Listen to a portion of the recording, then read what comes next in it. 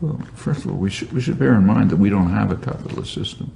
No capitalist system has ever survived. It would self-destruct in 5 minutes.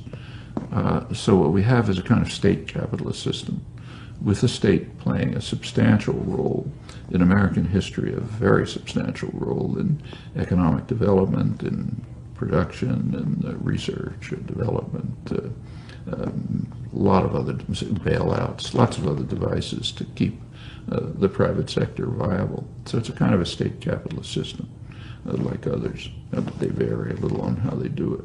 So is there an alternative to this? Of course. For example, the alternative that was taken for granted by 19th century workers before it was sort of beaten out of people's heads by massive propaganda. So you go back to the early Industrial Revolution, which was right around here, eastern Massachusetts. It was the period, probably the freest press ever in the United States. There were lots and lots of newspapers representing different ethnic groups, class, workers, all sorts of people. And there was a lot of participation, direct participation, very lively press, widely read, and so on. And if you look at the working class press, they were expressing the common view of working people, namely that those who work in the mills should own them and run them. Yeah, that's very natural.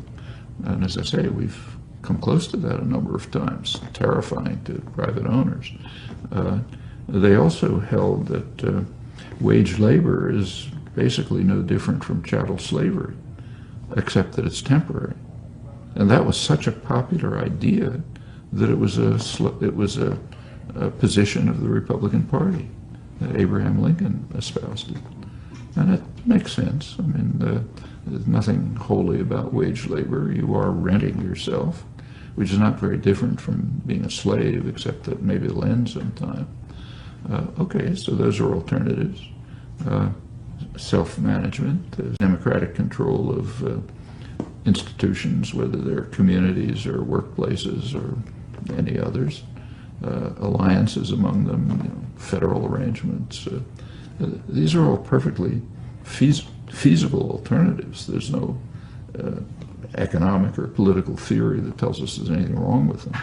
They conflict with the structure of existing power systems, and therefore the educational and cultural system tries to drive them out of your minds and make them seem insane or crazy or unthinkable.